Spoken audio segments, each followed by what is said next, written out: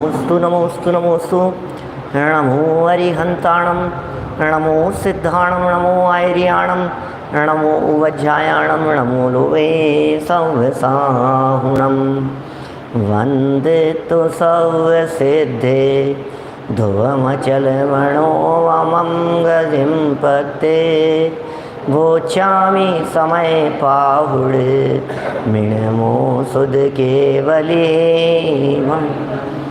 नमः समय साराय स्वानुभूत्या चकासते चेत स्वभावाय भावाय सर्वभावांतर जिन स्वानुभूति से खिरी मम स्वानुभूति मधिगिरि श्री विमल धारा जैन श्रुत आनंद अमृत से समता प्रवाह भावती रागादि विकल्प तोड़ी के माँ सरस्वती प्रतिभाव वंदन दृष्टि निज में जोड़ी के दृष्टि निज में जोड़ी के। ग्रंथराज समयसार जी यहाँ विराजमान है। श्रीमद् भगवत कुंद कुंदाचार्य देव प्रणीत यह परम उपकारी अनुपम रचना भव्य जीवों के महाभाग्य से इस ग्रंथ समयसार की रचना हुई। एक एक बात आचार्य कुंद कुंद स्वामी अनुभव की बता रहे हैं। भाई तुम अनुभव तो करो, कौन किसका करता है, ये परद्रव्य का करता है या नहीं है, ये पर पदार्थों का कर्ता हो सकता है या नहीं हो सकता है, विचार तो करो। और गंभीरता से जब इस मुद्दे पर विचार किया जा रहा है तो अमृत चंद्राचार्य देव बीच बीच में तर्क भी प्रस्तुत करते रहते हैं, युक्तियाँ देते रहते हैं, न्याय प्रस्तुत करते हैं कि भाई कैसे हो सकता है।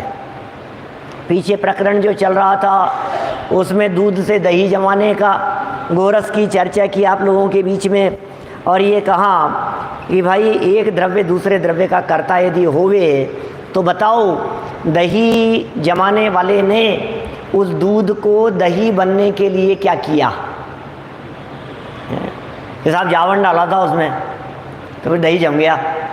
तो बोले तुमने जावन डाला था तो जावन डालने के बाद में क्या हुआ है। बोले कुछ नहीं, बस रात को जावन डाल करके सो गए थे, फिर बोले सुबह उठे तो दही जमा हुआ मिला। तो नहीं, रात भर में तुमने क्या किया। कि कुछ नहीं, हम तो सो रहे थे। तो बोले तुम सो रहे थे और दही जम गया, तो तुमने क्या किया दही जमाने में। कुछ नहीं किया ना। जैसे वो गोरस स्वयं ही दही रूप से बदलता है, वो गाय का दूध ही स्वयं दही रूप से बदल जाता है, परिणमित हो जाता है, इसी तरह से प्रत्येक द्रव्य स्वयं ही अपने कार्य रूप से बदलता है। ये सब बातें पीछे हुई थी और इन्हीं बातों को समझाते हुए 102 नंबर गाथा में ये और कह दिया था कि जो कर्ता होगा कर्म उसी का होगा, और जो भावक होगा उसी का भाव्य होगा, जो व्यापक होगा उसी का व्याप्य होगा। माने व्याप्य व्यापक संबंध से कर्ता कर्म बनता है और भाव्य भावक संबंध से भोक्ता भोग्यपना बनता है। ये न्याय कल 102 नंबर गाथा में यहाँ प्रस्तुत किया गया था। आज फिर 2 गाथाओं का ग्रुप है और इस ग्रुप में भी उसी तरह का न्याय प्रस्तुत करते हैं कि एक वस्तु दूसरे वस्तु की कर्ता तब हो सकती है जब वो उस रूप से बदले, जब उस रूप से संक्रमित हो, जब उस रूप में परिणमित हो। यदि वो संक्रमित नहीं हो सकती, परिणमित नहीं हो सकती, तो फिर वो कर्ता भी नहीं हो सकती। ये मूल बातें आज ये 103 और 104 नंबर गाथा में यहाँ प्रस्तुत कर रहे हैं। पेज नंबर है 190 नंबर पेज।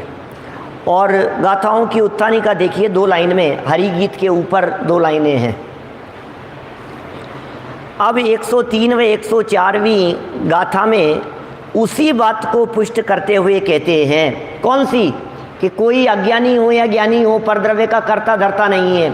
इसी बात को पुष्ट करते हुए कहते हैं कि कोई द्रव्य किसी अन्य द्रव्य के भाव को करने में समर्थ नहीं है।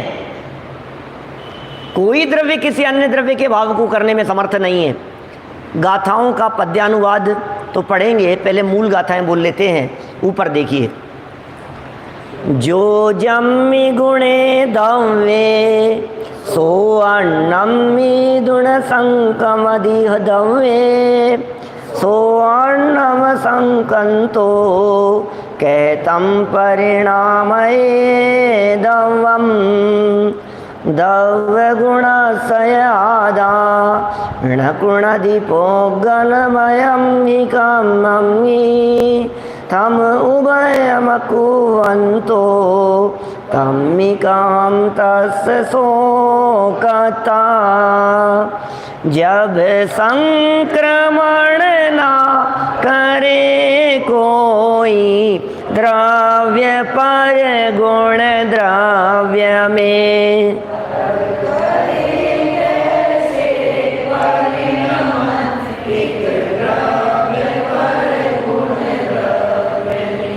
कुछ भी करे ना जीव पुद्गल कर्म के गुण द्रव्य में जब उभय का करता नहीं तब किस तरह करता बने।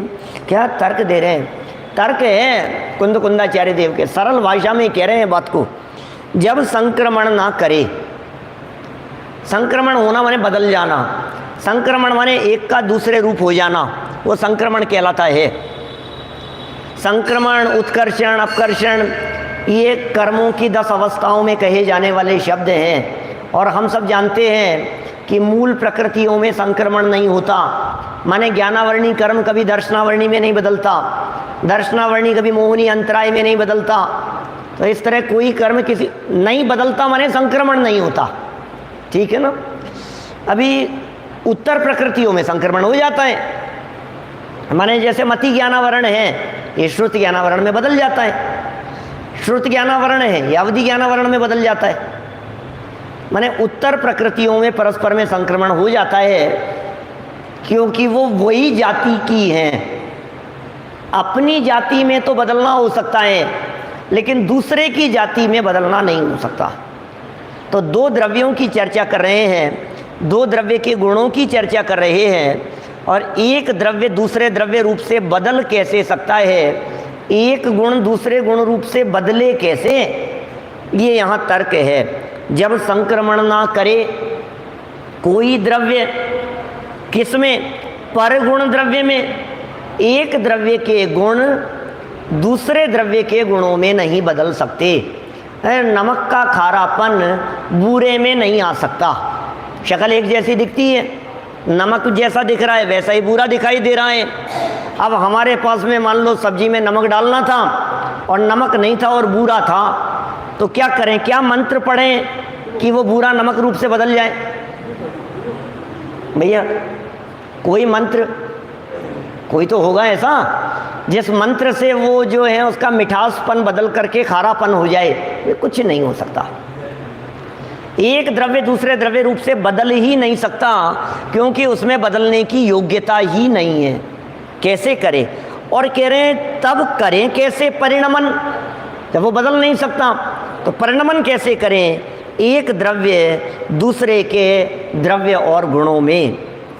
कुछ भी करे ना जीव, जीव कुछ भी नहीं कर सकता पुद्गल कर्म के गुण द्रव्य में। पुद्गल कर्मों के द्रव्य और गुण में जीव कुछ भी नहीं कर सकता। जब उभय का करता नहीं तो किस तरह करता बने?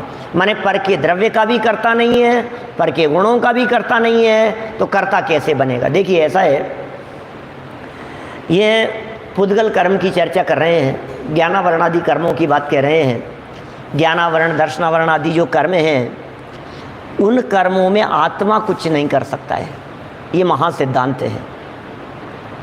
अभी कर्म अपने बंधते हैं, हम कर्मों को बांधते हैं, वो कर्म सिद्धांत है। अब उन सब बातों को अभी एक तरफ रखना, अभी परमार्थ की बात कर रहे हैं। वो सब बातें हैं और उन सब बातों को व्यवहार से कहा गया है, परमार्थ से नहीं है। वो बातें आगामी गाथाओं में भी करेंगे। जब 105 106 नंबर की गाथा जब आगे कहेंगे, नेक्स्ट पेज पर जब चर्चा आएगी, तभी ये कहेंगे बंध का ये हेतु है परिणाम, जीव ने परिणाम किए थे, कर्म बंधे थे, इसलिए जीव ने कर्म बांधे, ऐसा कह दिया। लेकिन कर्म बांधता कैसे है, ये जीव बांधेगा कैसे? थोड़ी सूक्ष्मता में जाकर के देखो, गहराई में उतर करके देखो, तो ये जीव कर्म बांधेगा कैसे? आप बांधते हो क्या कर्म भैया? प्रवीण भैया, आप बांध रहे हो कर्म? कौन बांध रहा है? यदि हमें पता लग जाए कि कर्म बांध रहे हैं तो हम क्यों बांधेंगे? दुनिया में कौन कर्म बांधना चाहता है? तो अपने आप ही बंध रहे हैं ना। मैं देखिए, अब सुनिए, विकल्प से बंध रहे हैं, बांध तो नहीं रहे हो, बस वही बात है। विकल्प से बंध रहे हैं, उसकी चर्चा आगे गाथा में करेंगे। अभी तो ये कह रहे हैं दुनिया में कोई भी व्यक्ति कर्म बांधता ही नहीं है। ये जीव अलग जाति का द्रव्य है और कर्म पुद्गल जाति के द्रव्य हैं। दो जाति अलग अलग हैं, दोनों के स्वभाव अलग अलग हैं, दो द्रव्य अपनी अपनी योग्यता से परिणमन करते हैं। तो जीव पुद्गल द्रव्य में कुछ नहीं कर सकता। देखो, पूरी दुनिया में ऐसा कहा जाता है संगति का असर होता है। भाई साहब, संगति का असर होता है या नहीं? मैं आपसे कहता हूं, यदि संगति का असर होता हो, अब जो होता है वो अभी वो, क्योंकि जब कभी संस्कारों की चर्चा आएगी, संगति की चर्चा आएगी, तो फिर वो बात कहेंगे, है ना। अभी जो प्रकरण चल रहा है, इसमें हम ये कहना चाहते हैं, बचपन से लेकर अभी तक जिसकी जितनी भी उम्र है, 30 40 50 70 80 जो भी उम्र है, इतनी उम्र तक शरीर के पुद्गल परमाणु आत्मा की संगति में है या नहीं है?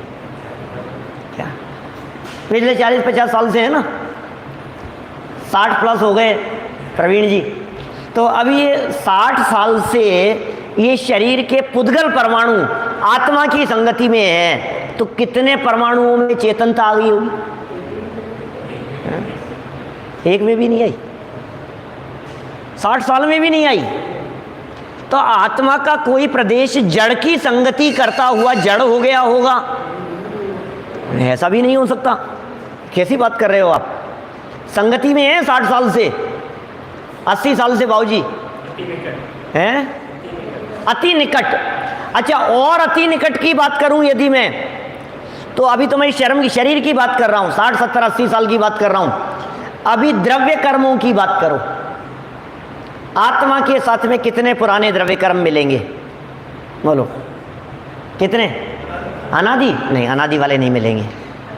कितने पुराने मिल सकते हैं? 70 कोड़ा कोड़ी सागर वाले मिल सकते हैं। मोहनी कर्म की मैक्सिमम लिमिट है। माने आत्मा के साथ में बंधा हुआ कोई भी कर्म इससे ज़्यादा पुराना नहीं हो सकता है। प्रवाह की दृष्टि से, परंपरा की दृष्टि से कर्म अनादि से बंधे हुए हैं, लेकिन पर्टिकुलर यदि कर्मों की बात की जाए तो कोई भी कर्म 70 कोड़ा कोड़ी सागर से ज़्यादा पुराना नहीं है। जैसे नदी किनारे बैठे थे और हमने कहा कि सामने नदी बह रही है, ये कितनी देर से देख रहे हो? 1-2 घंटे हो गए बैठे बैठे। बोले 2 घंटे से? बोले वही नदी है, हम तो 20 साल पहले आए थे, तब भी हमने देखा था गंगा ऐसे ही बह रही थी। कि सुनो, 20 साल पहले तो छोड़ो, अभी सेकंडों पहले भी जो आपने पानी का प्रवाह देखा था वो नहीं है, वो गया। अब जो दिख रहा है वो नया पानी है। प्रवाह की दृष्टि से ये गंगा नदी हजारों सालों से बह रही होगी, और यदि हमारे हिमवन पर्वत से बहने वाली की बात करो तो वो अनादि काल से बह रही है प्रवाह की दृष्टि से। लेकिन पानी रिपीट नहीं है, वो पानी तो आगे बढ़ गया, ये तो नया है। ऐसे ही जो कर्म हैं, ये कर्म आत्मा के साथ में बंधे हुए हैं, तो बोले नए बंधते रहते हैं, पुराने उदय में आते रहते हैं। ये प्रवाह इसी तरह से चलता रहता है। कितने पुराने? 70 कोड़ा कोड़ी सागर। दर्शन मोहनी मिथ्यात्व 70 कोड़ा कोड़ी से बंधा है। कोड़ा कोड़ी सागर, कोड़ा कोड़ी सागर। अभी 70 साल की बात कर रहे थे इसकी, ये 70 वर्ष की बात थी, 70 सागर नहीं, 70 कोड़ा कोड़ी सागर से आत्मा के साथ में एक ही क्षेत्र में चिपका हुआ कर्म, दर्शन मोहनी कर्म का परमाणु, वो कभी भी चेतन नहीं हुआ। इतने करोड़ कोड़ा कोड़ी सागरों में भी कैसे करे? संगति में, साथ में कुछ तो फर्क पड़ना चाहिए। कुछ भी नहीं पड़ता है क्या? माने वस्तु अपने स्वभाव को नहीं छोड़ती है। जिस वस्तु का जो स्वभाव है वो वस्तु सदा काल उस स्वभाव रूप से ही रहेगी, स्वभाव कभी नहीं बदलेगा। ये मूल गाथा कह रही है। तो फिर कर्ता कैसे होगा? जब परद्रव्य के गुणों रूप से नहीं बदलता, परद्रव्य के परद्रव्य रूप से नहीं बदलता, तो फिर उभय का कर्ता नहीं। किस तरह कर्ता बने ये बताओ? कर्ता बनने के लिए उसको उस रूप होना पड़ेगा। आपको घड़ा बनाने के लिए घड़े रूप होना पड़ेगा, आपको भोजन बनाने के लिए भोजन रूप होना पड़ेगा, डोसे बनाने के लिए डोसे रूप होना पड़ेगा आपको, तब तो आप उसके कर्ता होंगे। बोलो, नहीं हो सकते। नहीं तो देखिए नीचे पढ़ता हूँ मैं, बड़े सुंदर तर्क दिए हैं, इन्हीं बातों को समझाया है। मूल बात तो इतनी ही है, जो वस्तु जिस द्रव्य में और जिस गुण में वर्तती है, जो भी वस्तु अपने द्रव्य में वर्त रही है, वस्तु स्वयं के द्रव्य में और स्वयं के गुणों में वर्तती है, वह अन्य द्रव्य में या अन्य गुण में संक्रमण को प्राप्त नहीं होती, वो बदलती नहीं है, सोना सोना ही रहेगा। माने यदि आपको इस बात का भरोसा ना हो, यदि ये ऐसे संगति के बारे में आप सोचने लगो, तो आप अपनी तिजोरी में सोने के साथ में चांदी को या चांदी के साथ में सोने को नहीं रखोगे। तिजोरी लोहे की है। माने आपको भरोसा है कि ये लोहे की तिजोरी में रखा हुआ सोना सोना ही रहेगा, उसकी संगति में कभी लोहा नहीं बन जाएगा। इस भरोसे पर आप उसे तिजोरी में रख रहे हो। यदि ये भरोसा नहीं हो तो क्या हो? ये कह रहे हैं संक्रमण को प्राप्त नहीं होती। अन्य रूप से संक्रमण को प्राप्त न होती हुई, जब अन्य रूप से नहीं बदलती हुई, वह वस्तु अन्य वस्तु को कैसे परिणमन करा सकती है? वो उस रूप से परिणमन ही नहीं कर रही है, कैसे परिणमन करा सकती है? आत्मा पुद्गल कर्म के, ज्ञानावरणादि 8 कर्मों की बात लगाना, 148 प्रकृतियों की बात लगाना, आत्मा पुद्गलमय कर्म के द्रव्य व गुण को नहीं करता। आत्मा पुद्गल कर्म के द्रव्य व गुण को नहीं करता, माने आत्मा कर्म का करता नहीं है, आत्मा ज्ञानावरणादि को नहीं करता। उन दोनों को न करता हुआ, दो कौन कौन है यहाँ? दो कौन कौन है? द्रव्य और गुण। वो पुद्गल के परमाणु भी और उनके गुण भी, इन दोनों को न करता हुआ वे आत्मा उनका कर्ता कैसे हो सकता है? माने वो उनका कर्ता नहीं हो सकता। ये मूल बात हो गई इस तरह की। हम लोग तो देवशास्त्र रूप पूजन में भी बोलते हैं ना, जड़ कर्म घुमाता है मुझको, यह सम्यक ज्ञान हुआ मुझको। है? नहीं, क्या बोलते हो रोजाना? ये मिथ्या भ्रांति। जड़ कर्म मुझे घुमाता है, जड़ कर्म मुझे भ्रमाता है, ये कर्म मुझे नरक ले जाता है, त्रियंच में ले जाता है, ये कर्म मुझे सुखी दुखी करता है, ये कर्म मुझे परिभ्रमित करता है। बोले ये तो मान्यता मिथ्या भ्रांति है, गलत फहमी है। ये कर्म की ताकत नहीं है। अरे उन पुद्गल परमाणुओं में ऐसी योग्यता नहीं है कि वो जीव में कुछ कर सके। टोडरमल जी साहब ने दूसरे अध्याय में पेज नंबर 25 पर जब ये प्रकरण दिया कि कर्मों में ज्ञान भी नहीं है और बल भी नहीं है, फिर ये इस जीव को कैसे सुखी दुखी करते हैं, तो उन्होंने कहा कि जीव की स्वतंत्र योग्यता है और वो धूल निमित्त बन जाती है। एग्जाम्पल दिया वहाँ मोहन धूल का, मोहित कर लेने वाली धूल का एग्जाम्पल दिया। किसी व्यक्ति ने किसी के सर पर कोई भुरकी डाल दी, धूल थी, वो मंत्रित की हुई थी, किसी के सर पर पटक दी। अब जिसके सर पर पटकी, अब वो व्यक्ति उसके कहे अनुसार चलने लगा। अपने घड़ी उतार करके दे दी, वॉलेट निकाल करके दे दिया, गाड़ी उसको दे दी, जो उसने जो जो मांगा, चेन निकाल दी, अंगूठी निकाल दी और सब निकाल करके उसको दे दी कि भैया ये क्यों किया, कैसे हुआ ये, इसका करता कौन है? बोले ये धूल की वजह से हो गया, ये धूल ने कर दिया ये सब। धूल तो धूल है, धूल में थोड़ी ना ताकत है। वो व्यक्ति स्वयं उस धूल से अपनी कमजोरी के कारण प्रभावित हुआ। कभी ऐसा भी होता है, वो धूल किसी पर तो असर करती है और किसी पे नहीं करती। क्या जैसे अभी की घटनाओं पर लगाएं अपन, कोरोना जो फैला पीछे, किसी पर असर करता है और किसी पे नहीं किया। अब आप क्या कहोगे, जिसकी इम्यूनिटी पावर ज़्यादा थी हैं, उसके कुछ नहीं हुआ। ऐसे ऐसे लोग जो उन कोरोना वालों की सेवा करते रहे, लगे रहे उसमें, यद्यपि डर तो था ही, सावधानी बरतते थे, कुछ नहीं हुआ उनके। और ऐसे लोग जिन लोगों ने महीनों तक अपने घर में किसी को एंट्री नहीं दी, क्या उनके कोरोना हो गया। अब कैसे हुआ ये बतलाओ? कहने नहीं साहब ये जो कोरोना, अरे भाई वो कोरोना का वायरस वो क्या करेगा, वो नहीं बिगाड़ सकता है आपका कुछ भी। आप में कमजोरी है या आप पावरफुल हो, ये बताओ। आप यदि कमजोर हो तो वो असर करता हुआ सा दिखता है, और आप यदि पावरफुल हो तो वो कुछ भी नहीं कर सकता है।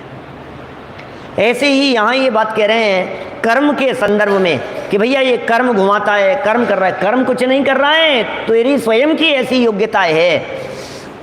जब यह जीव स्वयं ही अज्ञान भाव रूप परिणमन करता है तो ज्ञानावरणी कर्म का उदय निमित्त कहा जाता है।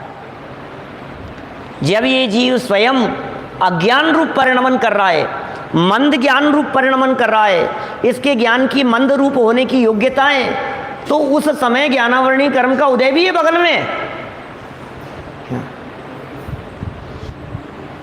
सूर्य उदित हुआ, कमल खिला, प्रसिद्ध उदाहरण है निमित्त नैमित्तिक को बतलाने के लिए।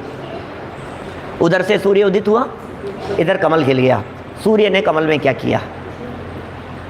साहब उसने खिलाया है, वो नहीं होगा तो खिलेगा नहीं क्या? अच्छा, हमने वहाँ एक मार्बल का बंद कमल बना करके लगा दिया था। अब सूर्य उदित हुआ, वो खिलता क्यों नहीं है?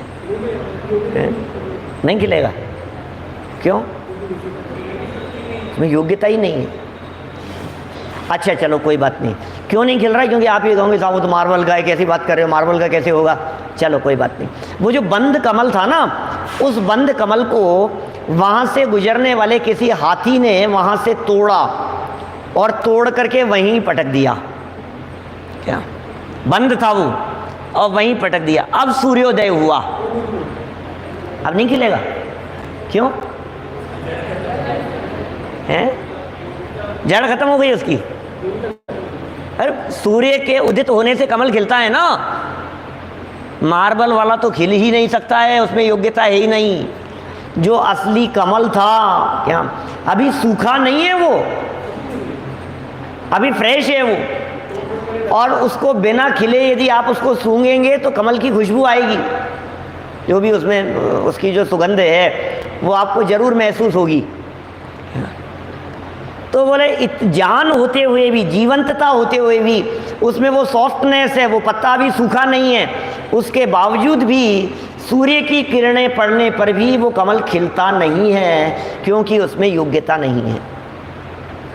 जिसमें योग्यता होती है वहाँ कार्य होता हुआ दिखाई देता है। इसी तरह से अभी ये कमल का उदाहरण दिया, अग्नि जलाती है या नहीं जलाती है, लेकिन किसे? जिसमें जलने की योग्यता होगी उसे। जितनी फायर प्रूफ चीज़ें हैं दुनिया में, उन्हें अग्नि नहीं जलाती है। क्यों नहीं जलाती? अग्नि तो जलाने का काम करती है ना, जलाना चाहिए ना। अग्नि नहीं जला सकती है, जलने वाले की खुद की योग्यता है। क्यों जला रहे हो हमारे को? तुम जल रहे हो किसी की संपत्ति को देख देख करके तुम ही जल रहे हो। ये जला रहा है हमारे को, देखना मेरे सामने ला करके, ऐसे सामने ला करके गाड़ी खड़ी करता है मेरे को जलाने के लिए। तो जलता क्यों है भाई? ये मुझे चिढ़ा रहा है कि तू चिढ़ता क्यों है? वो चिढ़ा रहा है, तू यदि ना चिढ़े तो चिढ़ाएगा नहीं, तुम ना जलो तो जलाएगा नहीं। सीधी सी बात है, इसमें क्या है? इसका मतलब काम तो वस्तु की अपनी योग्यता से होता है, दुनिया में करने वाला कोई नहीं होता। टीकाओं में इन्हीं बातों को फिर सिद्ध कर रहे हैं, तर्क दे रहे हैं, वही संक्रमण की ही बात को विशेष रूप से खोल रहे हैं। 191 नंबर पेज देखिए। उक्त गाथाओं का भाव आत्मख्याति में इस प्रकार स्पष्ट किया गया है। अपने चैतन्य स्वरूप या अचैतन्य स्वरूप द्रव्य में क्या क्या कह रहे हैं? चैतन्य स्वरूप ये जीव, और अचैतन्य स्वरूप माने जड़, अजीव, अचेतन पदार्थ, पुद्गल आदि, दो पदार्थ हो गए। चैतन्य स्वरूप या अचैतन्य स्वरूप द्रव्य में, द्रव्यों में या गुणों में अनादि से ही जो वस्तु निज रस से वर्तती है, माने चेतन में चेतनता वर्तती है, अचेतन में अचेतनता वर्तती है। हैं सब द्रव्य स्वतंत्र जगत में, कोई न किसी का काम करे, अपने अपने स्वचतुष्टय में सभी द्रव्य विश्राम करे। अपने अपने स्वचतुष्टय में रहते हैं सब द्रव्य, हैं सब द्रव्य स्वतंत्र जगत में, कौन किसका काम करे? ये कह रहे हैं निज रस से वर्तती है, चेतन चेतनता से वर्तता है, अचेतन अचेतनता से वर्तता है। नमक खारेपन रूप से वर्तता है, मिर्च तीखेपन रूप से वर्तती है, मिश्री मिठास रूप से वर्तती है, अग्नि उष्णता रूप से वर्तती है, पानी शीतलता रूप से वर्तता है। ऐसे ही वर्तते हुए दिखाई देते हैं, ऐसी ही योग्यता है सब वस्तुओं की। धनिये का अपना स्वभाव है, जीरे का अपना स्वभाव है, हल्दी का अपना स्वभाव है, काली मिर्च का अपना स्वभाव है, लवंग का अपना स्वभाव है, बादाम का अपना स्वभाव है, किशमिश का अपना स्वभाव है। सब के अपने अपने स्वभाव हैं और कोई किसी रूप से बदलता नहीं, और सब में मिक्स होने पर भी सब अपना अपना स्वभाव दिखाते हैं। ये लिख रहे हैं यहाँ, निज रस से वर्तती है, अपने रस से वर्तती है। अचलित वस्तु स्थिति की मर्यादा, ये मर्यादाएं, ये वज्र की दीवारें खिंची हुई हैं वस्तु के बीच में, वो अपनी मर्यादा का उल्लंघन नहीं करती, वस्तु अपनी मर्यादा को नहीं तोड़ती। इसलिए दुनिया की प्रत्येक वस्तु अपनी मर्यादा में रहने के कारण मर्यादा पुरुषोत्तम है ना। वह अपनी मर्यादा में रहती है। कौन अपनी मर्यादा का उल्लंघन कर सकता? ज़्यादा हद में रहना अपनी लोग धमकी देते हैं, हद पार करने की कोशिश की ना तो फिर देख लेना। अरे भाई, कोई भी व्यक्ति, कोई भी वस्तु अपनी हद में ही काम कर सकता है। मैं आपको बताऊं, जिस व्यक्ति की जितनी हद होती है ना, वो अपनी हद में ही काम कर सकता है। गलत काम करने वाला व्यक्ति भी, चोर, बदमाश, हेरा फेरी करने वाले, उनकी भी अपनी हद है।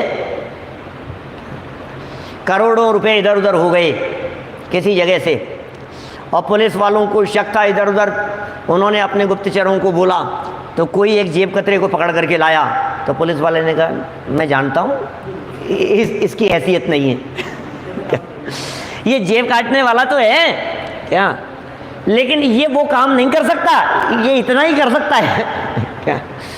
सबकी लिमिट है ना काम करने की, सबकी योग्यता है ना अपनी अपनी अपनी मर्यादा में ही व्यक्ति काम कर सकता है, उससे ज़्यादा नहीं। इतना बड़ा अपराध ये नहीं कर सकता, इतना काम ये नहीं कर सकता। ऐसे ही जो भी वस्तु के अपने निजी गुण धर्म हैं, वो अपनी मर्यादा के काम को छोड़ करके बाहर का काम करे, बोले ऐसा नहीं हो सकता। अपनी अपनी मर्यादा में, अपनी अपनी बाउंड्री में, अपनी अपनी सीमा में जो वस्तु काम करेगी, जो व्यक्ति काम करेगा, वो अपनी मर्यादा में रह करके काम करेगा। अरे मर्यादा के बाहर जब वो है ही नहीं, जब जा ही नहीं सकता है, तो वहाँ का काम कैसे कर सकता है? पता है, ये जो अपने श्रावकाचार्य जितने भी ग्रंथ हैं, उन ग्रंथों में जब अणुव्रतों की चर्चा की, दिग्व्रतों की चर्चा की, देशव्रतों की चर्चा की, ऐसे जब व्रत बतलाए, तो उन व्रतों के पालन करने वालों को, है गृहस्थ, दिग्व्रत देशव्रत का पालन करने वाले व्यक्ति के संबंध में समंत भद्राचार्य देव ने ऐसा लिखा, उसकी मर्यादा के बाहर होने वाले पापों की दृष्टि से ये महाव्रती जैसा है। अणुव्रती को भी महाव्रती जैसा कहा क्या?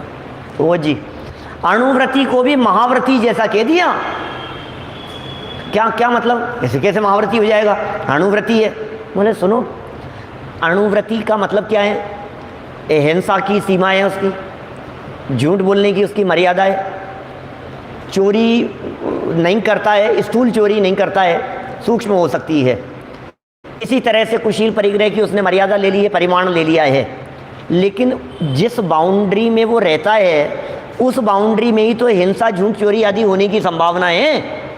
उसकी सीमा के बाहर हम रहते हैं हिंदुस्तान में, हमने यहाँ हिंदुस्तान में रहते हुए सीमा ले ली, मान लीजिए आजीवन हम हिंदुस्तान के बाहर नहीं जाएंगे। कल्पना, काल्पनिक बात कह रहा हूँ, विचार करना किसी व्यक्ति की जिसकी ऐसी मर्यादा हो कि मैं जीवन भर हिंदुस्तान के बाहर नहीं जाऊँगा। अब अमेरिका में किसी व्यक्ति की हत्या हो गई तो बोलो पुलिस वाले इसके ऊपर शक करेंगे क्या कि भाई मैं था ही नहीं वहाँ, मैं जा ही नहीं सकता हूँ। हत्यारे अपराधी लोग क्या करते हैं, यही तो काम करते हैं। माने सबसे पहले तो घटना स्थल से अपने आप की दूरी सिद्ध करने का प्रयत्न करते हैं। जहां घटना घटी है उस जगह पर मैं था ही नहीं, उस जगह पर मेरा अस्तित्व ही नहीं था। वो प्रूव करेंगे कि इस तारीख को तो मैं चला गया था, ये देखो घटना घटी है जयपुर में, मैं उस समय मौजूद था कोलकाता में। कैसे हो सकता है? मैं उस समय बम्बई में मौजूद था, बेंगलोर की घटना है, मैं बम्बई में मौजूद था और 3 दिन तक वहाँ था। और आप चाहो तो वहाँ के ऑफिस का रिकॉर्ड चेक कर सकते हो, आप चाहो तो वहाँ के कैमरे देख सकते हो, और यदि ये प्रूफ हो गया कि ये वहाँ था तो वहाँ की घटना का अपराध ये नहीं कर सकता है। अब ये कह रहे हैं जीव पुद्गल में यदि प्रवेश करे तो पुद्गल का कर्ता बने, और पुद्गल जीव में प्रवेश करे तो पुद्गल जीव का कर्ता बने। अब पुद्गल पुद्गल की मर्यादा में रहता है, जीव जीव की मर्यादा में रहता है, इसलिए एक दूसरे के कर्ता धर्ता नहीं हो सकते। एग्जाम्पल देकर के चर्चा करेंगे। देखिए यहाँ तो क्या कह दिया, अचलित वस्तु स्थिति की मर्यादा तोड़ने में अशक्य होने से, अचलित चलायमान नहीं होती वस्तु स्थिति है, उसकी मर्यादा को तोड़ने में अशक्य है। मर्यादा कौन तोड़े, कैसे तोड़े? वह वस्तु उसी में वर्तती है, वो वस्तु उसी में वर्तती है, स्वयं स्वयं में ही रहेगी। गोल्ड सदा काल गोल्ड ही रहेगा, गोल्ड कभी भी सिल्वर नहीं हो सकता। वो अचलित वस्तु स्थिति है, चलायमान न होने वाली वस्तु स्थिति है। द्रव्यांतर या गुणांतर रूप संक्रमण को प्राप्त नहीं होती। द्रव्य से द्रव्यांतर नहीं होता, गुणांतर नहीं होता, द्रव्य द्रव्यांतर नहीं हो सकता है, कोई गुण गुणांतर नहीं हो सकता, क्योंकि वस्तु में ऐसी सामर्थ्य है। कौन सी शक्तियां हैं भाई साहब, क्या कहना है बोलो? हैं बोलो क्या कह रहे हैं? कौन सी है? अगुरु लघुत्व, ध्यान है क्या? अगुरु लघुत्व नाम की एक ऐसी शक्ति है, अस्तित्व भी है, अस्तित्व की वजह से वो मिटता नहीं है। 6 सामान्य गुण है ना वस्तु में, अस्तित्व, वस्तुत्व, द्रव्यत्व, प्रमेयत्व, अगुरु लघुत्व, प्रदेशत्व, ये 6 सामान्य गुण है ना।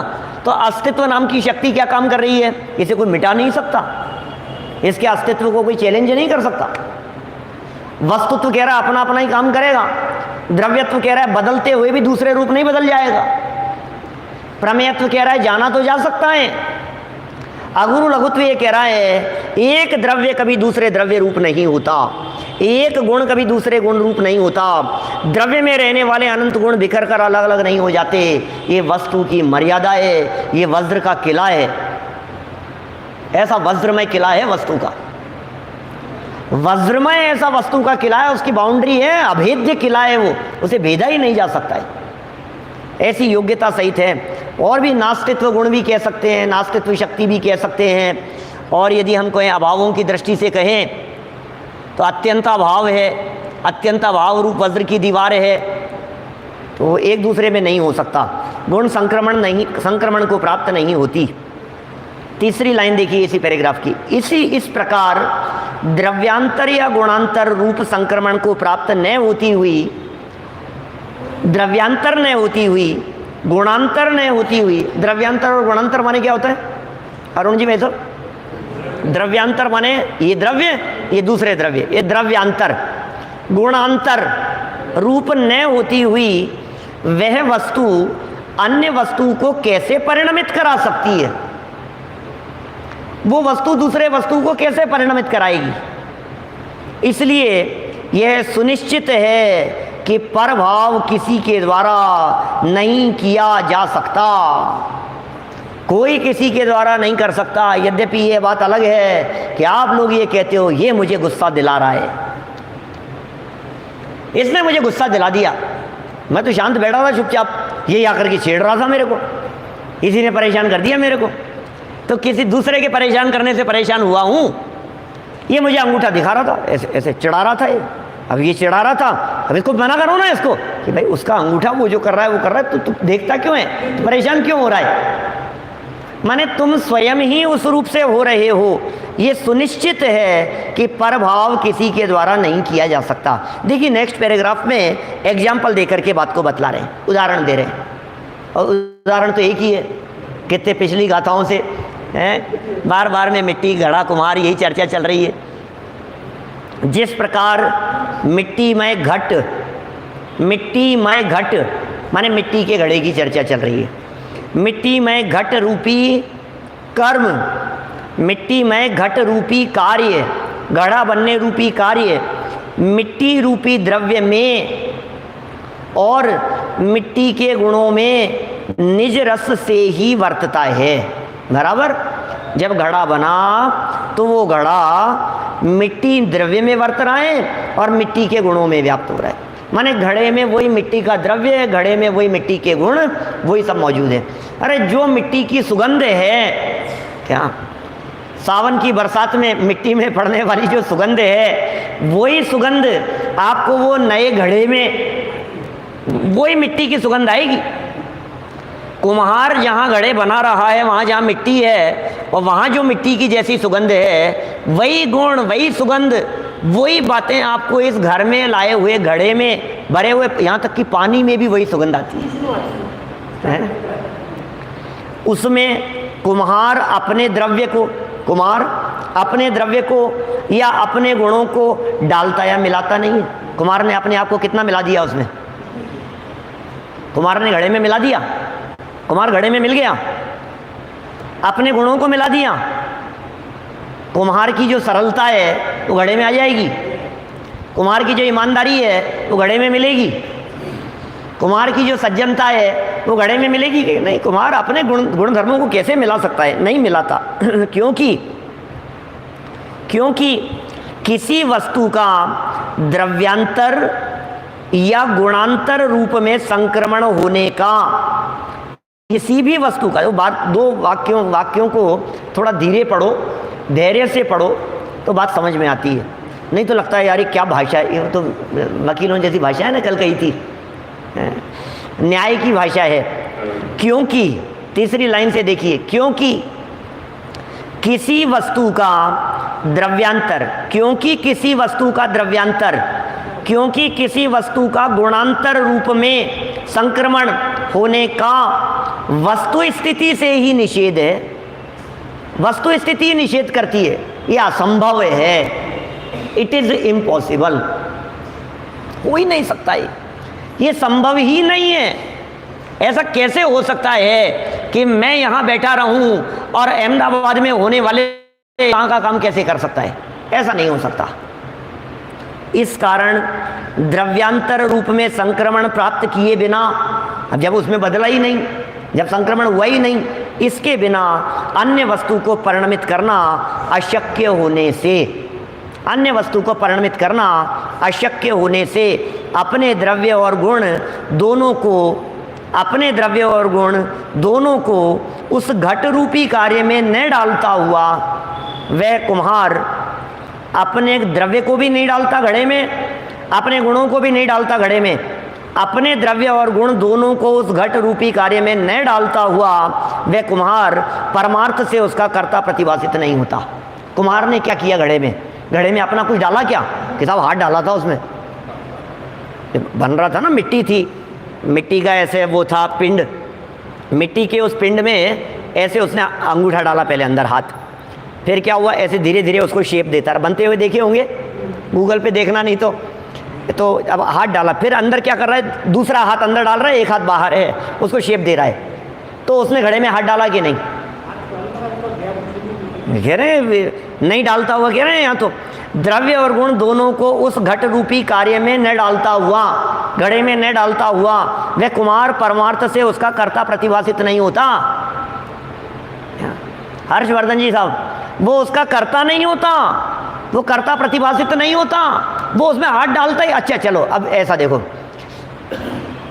मिट्टी थी, कुमार की तो छोड़ो, आपने कभी मिट्टी में हाथ डाला क्या? डाला होगा बचपन में कभी, हैं? घर बनाते थे, ऐसे करते थे, पैर उसमें डाल देते थे, ऊपर मिट्टी लगा करके फिर पैर निकाल लेते थे, ऐसा करते थे ना। जब आस पड़ोस में कहीं मकान बन रहा हो या अपना मकान बन रहा हो, बजरी आई हुई हो, हैं, या फिर कहीं समुद्र किनारे, कहीं जहाँ मिट्टी, गीली मिट्टी जहाँ हो, जहाँ भी वहाँ पहुँचे तो अपन ने उसको, तो आपने उसमें मिट्टी में हाथ डाला। तो जब आपने मिट्टी में हाथ डाला तो मिट्टी में हाथ था कि हाथ में हाथ था? मिट्टी में हाथ डाला तो मिट्टी में हाथ गया, या मिट्टी जिस एरिया में थी वो एरिया अलग था और जिस एरिया में आपका हाथ था वो एरिया अलग था? वो क्षेत्र अलग अलग था या नहीं? भैया नहीं समझ में आ रही बात? घुमा क्या वस्तु स्थिति ऐसी है, माने जगह अलग अलग है ना। आप कह रहे हो मिट्टी में हाथ गया, आप कह रहे हो कुमार ने मिट्टी में हाथ डाल दिया, तो मिट्टी में डाला कि जब हाथ जा रहा था तो मिट्टी अलग हो गई, मिट्टी ने जगह दे दी, मिट्टी अपने अपने एरिया में और हाथ अपने एरिया, हाथ ने अपनी जगह बना ली। हाथ ने स्वयं ने अपनी जगह बनाई है, हाथ हाथ में। दोनों का यदि आकाश के प्रदेशों की दृष्टि से बात की जाए तो दोनों का क्षेत्र न्यारा न्यारा है। देखने में तो ऐसा लगता है मिट्टी में हाथ चला गया, देखने में तो ऐसा लगता है कि उस घड़े में या उस मिट्टी के पिंड में कुम्हार ने हाथ डाल दिया, लेकिन यहाँ ये कह रहे हैं परमार्थ के नज़दीक जाकर के यदि आप देखेंगे तो आप महसूस ये करेंगे कि कुम्हार ने अपने द्रव्य और गुण को उस मिट्टी में डाला ही नहीं, और यदि वो मिट्टी में डाल नहीं सकता है तो फिर मिट्टी का कर्ता कैसे हो सकता है? बोलो सचिन लुवाड़िया जी, क्या करें? सोचना तो पड़ेगा ना गहराई से।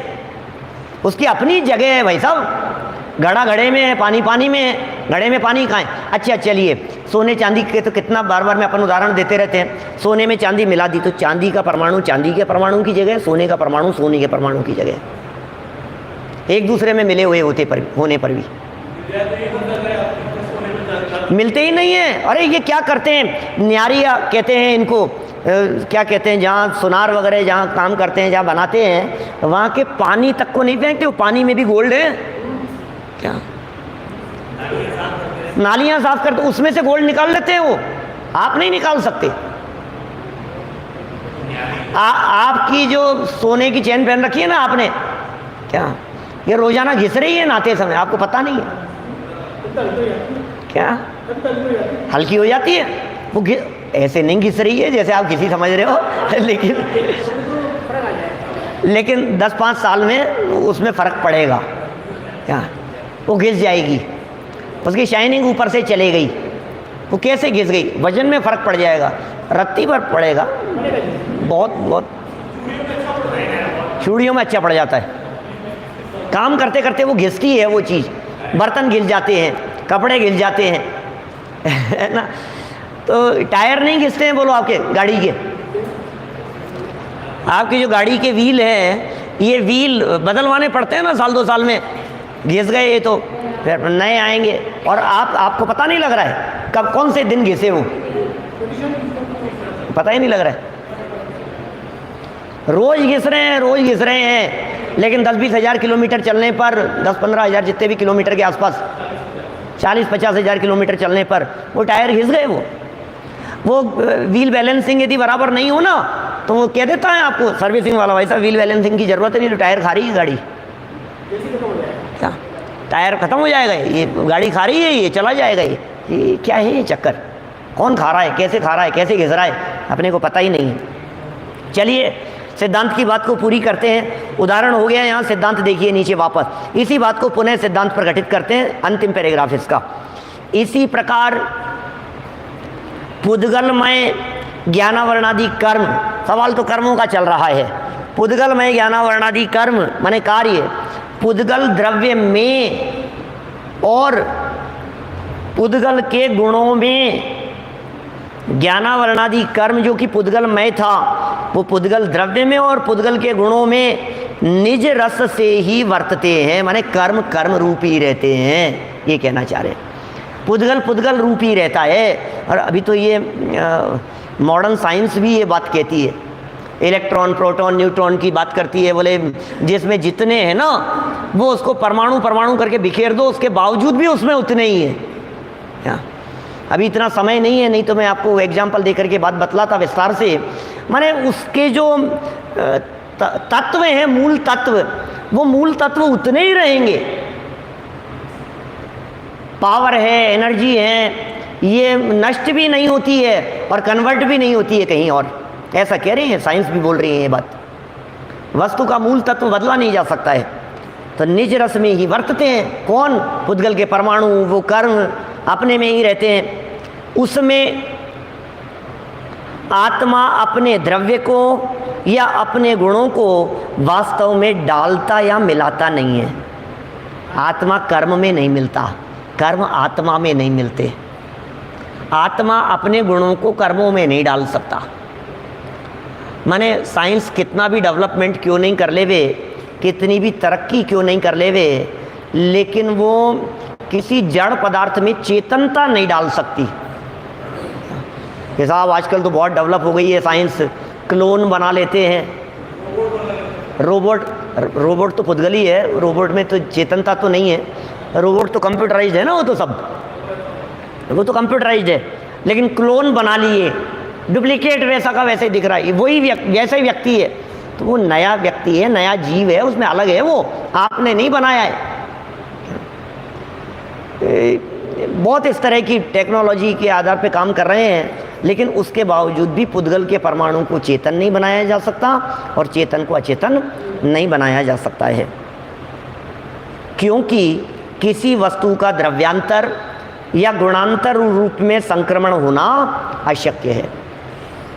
कोयला गोल्ड रूप नहीं हो सकता, गोल्ड मिट्टी रूप नहीं हो सकता, मिट्टी कागज रूप नहीं हो सकती, उसका अन्य रूप होना ये अशक्य है। ये सब ये तो कर देते हैं जादूगर लोग, तो नज़रबंदी है, जो कुछ भी है।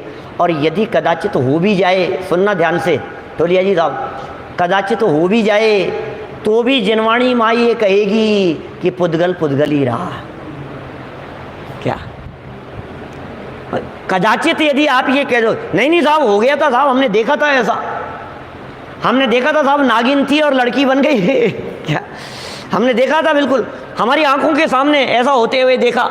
वो क्या नाम है उसको, रामचंद्र जी ने पैर लगाया और वो पत्थर से, पाषाण से, अहिल्या, उन्होंने पैर लगाया और वो अहिल्या बन गई, और वो उसने महर्षि ने उसको श्राप दिया था और वो पत्थर बन गई।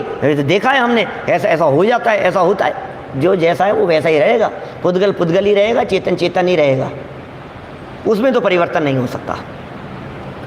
द्रव्यांतर रूप में संक्रमण प्राप्त किए बिना अन्य वस्तु को परिणमित करना अशक्य होने से, माने संक्रमण के बिना जब तक मैं उस रूप नहीं होऊंगा तब तक, देखिए मैंने अभी, मैं मुश्किल से 10-5 दिन 15 दिन पुरानी बात होगी, मैं जब आया ना घूम फिर करके, उसके बाद ही मैंने शायद यहीं चर्चा की है आप लोगों के बीच में ही। कितने 17-18 को आया था, शायद 18 को आया था, तो 18-19 को ही की होगी, कितने दिन, मुश्किल से 10 दिन भी नहीं हुए। मैंने आप लोगों के बीच में चर्चा की थी, एक्टिंग करने वाला व्यक्ति भी, यहीं की थी ना, या जबलपुर में की थी, एक्टिंग करने वाला व्यक्ति भी जब तक तत्रूप नहीं होवे तब तक वो रियल एक्टिंग नहीं कर सकता। वो उस भाव से, वो बोले जाने वाले उस संवाद से अपने आप को इतना अभेद कर लेता है अंदर से, वो जब तक वो वैसा नहीं होगा ना तब तक वो भाव आ ही नहीं सकते हैं, तब तक वैसी एक्टिंग हो ही नहीं सकती है। क्या द्रव्यांतर रूप संक्रमण किए बिना अन्य वस्तु को परिणमित करना अशक्य होने से अपने द्रव्य व गुण दोनों को ज्ञानावरणादि कर्मों में न डालता हुआ आत्मा द्रव्य में, गुण में ज्ञानावरणादि कर्मों में आत्मा अपने ज्ञान को और अपने द्रव्य को नहीं डालता हुआ वह आत्मा परमार्थ से उनका कर्ता कैसे हो सकता है? माने वो आत्मा जड़ का कर्ता नहीं हो सकता, वो आत्मा परद्रव्य का कर्ता नहीं हो सकता। अशोक जी भाई साहब सिंगापुर से बोलो, वो उसका कर्ता कैसे हो सकता है? इसलिए वास्तव में आत्मा पुद्गल कर्मों का कर्ता अकर्ता सिद्ध हुआ। राग आदि का कर्ता नहीं कह रहे, पुद्गल कर्मों का कर्ता कह रहे हैं।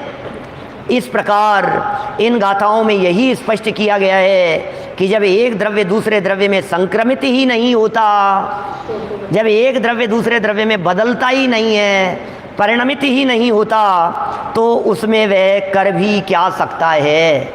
मैं उसमें क्या करूं? अतः यह आत्मा भी कर्मों में संक्रमित न होने से कर्मों का कर्ता नहीं हो सकता। अरे कितनी ही बार आप ऐसा कहते हो, कोई घटना घट गई, कोई परिस्थिति बन गई, आप बाहर हो, आप फ़ोन पर ये कहते हो अब मैं क्या करूं यहाँ बैठा हुआ, मैं वहाँ हुई नहीं, मैं वहाँ होता तो शायद कुछ करता, मैं कुछ नहीं कर सकता हूँ, मेरे हाथ बंधे हुए हैं, मैं कुछ नहीं कर सकता हूँ। प्रत्येक द्रव्य के अपने अपने हाथ बंधे हुए हैं, इसलिए कोई द्रव्य किसी परद्रव्य में कुछ भी करता धरता नहीं है। ये बात यहाँ बहुत सरल शब्दों में कही गई है। इस तरह ये दो गाथाएं आज अपनी यहाँ हुई है। कल प्रकरण को अपन आगे बढ़ाएंगे। एक सूचना जरूर सुन लेवें आप, कल से हमारा शिविर शुरू हो रहा है और हम प्रवचन 15-20 मिनट जल्दी शुरू करेंगे। 9 बजे ही शुरू करेंगे हम प्रवचन, 8 दिनों के लिए, कम से कम 7-8 दिन के लिए। 9:20 का समय है ना अपना, हम 9 बजे ही शुरू करेंगे, जिससे 9:45 तक हम प्रवचन को संपन्न कर लेवें। कल से टोडरमल स्मारक में एक विशेष शिविर का आयोजन हो रहा है और जो लोग बाहर हैं, जयपुर के आसपास हैं, जयपुर के आसपास के एरिया में हैं, मैं उनसे कहना चाहता हूँ आप यदि यहाँ आएंगे तो अवश्य ही उसका विशेष लाभ मिलेगा, बहुत सारे विद्वानों का लाभ मिलेगा। आदरणीय दादा तो यहाँ हैं ही, राजेंद्र पंडित जी साहब जबलपुर वाले वो आ रहे हैं, अभय कुमार जी साहब वो आ रहे हैं, और भी अनेक विद्वान हमारे, संजय जी शास्त्री जेवर वाले वो हैं, राजकुमार जी बांसवाड़ा वाले हैं, मनीष जी मेरठ हैं, ये सब बाहर के विद्वान भी। यहाँ प्रवीण जी हैं हमारे बांसवाड़ा वाले, धर्मेंद्र जी हैं, अभिनंदन जी भाई साहब हैं। तो ये सब विद्वान आ रहे हैं, इनके प्रवचन होंगे, कक्षाएँ होंगी, आयोजन होंगे, तो आप वहाँ उसका लाभ ले सकते हैं। अपने जो दोनों टाइम जो प्रवचन चलते हैं ये तो यथावत चलेंगे ही, क्योंकि ये समय सार की धारा तो चलती ही रहेगी ऐसे ही। बस 15-20 मिनट जल्दी हम करेंगे तो आगे पीछे भी सुन सकते हैं आप लोग। अब कोई बात नहीं, आगे पीछे सुनना, लेकिन वो मेरा तो जो विषय चल रहा है वो चलता रहेगा, देख लेना जैसा भी हो। तो शिविर का आप बराबर लाभ लेवें। और दूसरी सूचना मुझे ये देनी थी, एक हमारे ढाई द्वीप में 14 और 15 अगस्त एक बड़ा आयोजन हो रहा है पंचकल्याणक के पहले। इतना बड़ा आयोजन मुझे नहीं लगता है पंचकल्याणक के पहले दूसरा होगा। ढाई द्वीप इंदौर की धरातल पर 14 और 15 अगस्त 2 दिन का बहुत वृहत स्तर पर आयोजन है। आप सभी लोगों को सादर आमंत्रण है, आप वहाँ पधारें, उसका लाभ लेवें। ढाई द्वीप रचना का जो रथ प्रवर्तन है उसका भी आयोजन होगा। प्रतिमा जिन्होंने ली है उन लोगों का भी, जो पात्र वगैरह हैं उन लोगों का भी विशेष सम्मान, और प्रवचन भी होंगे, गोष्ठियाँ भी होगी इंदौर में ढाई द्वीप की धरातल पर। 14-15 अगस्त की बात कह रहा हूँ। आप लोग अपने आने की पूर्व सूचना हमारे विवेक जी शास्त्री और अशोक जी शास्त्री जो ढाई द्वीप में संभाल रहे हैं, आप उन्हें जानकारी दे सकते हैं, तो आपकी व्यवस्था हो सकती है। जयपुर जो आयोजन हो रहा है उसमें आप पधारें, उसकी सूचना। इसके अलावा एक सतपथ की सूचना मुझे देनी थी। बहुत सारे लोगों के फ़ोन मैसेज आते रहते हैं। जो 1008 प्रश्नों की प्रश्नोत्तरी निकली थी मोक्ष मार्ग प्रकाशक के ऊपर, उसका रिजल्ट वो सितंबर माह के अंत में होगा। मैं डेट सामूहिक रूप से डिक्लेयर नहीं करना चाहता हूँ, क्योंकि 200 लोगों को वहाँ जो विशेष योग्यता वाले थे, जितनी कॉपियाँ आई उसमें से टॉप 200 को स्पेशली फ़ोन कर रहे हैं और बुला रहे हैं। तो आपके पास में फ़ोन आएगा यदि आप टॉप 200 में होंगे तो, और आप वहाँ आने का प्रोग्राम बनाएं। सितंबर लास्ट में होगा, चैतन्य धाम में होगा, गुजरात में होगा। तो जिनके पास में फ़ोन आएगा वो अवश्य वहाँ एक बार आपको आना चाहिए, देखना चाहिए। वो भी कुछ अद्भुत आयोजन होने वाला है। तो इस तरह 2-3 सूचनाएं थी। और कल का आयोजन, कल से ही स्मारक में आयोजन होगा। जो जयपुर में मेरे साधर्मी लोग सुन रहे हैं, मेरे सामने लोग बैठे हुए हैं, सबसे निवेदन है वहीं पहुँचें और भरपूर लाभ लेवें। दिन भर का ही विशेष आयोजन रहेगा। अभी जनवाणी निज निधि निज में बताई, यह अनंत उप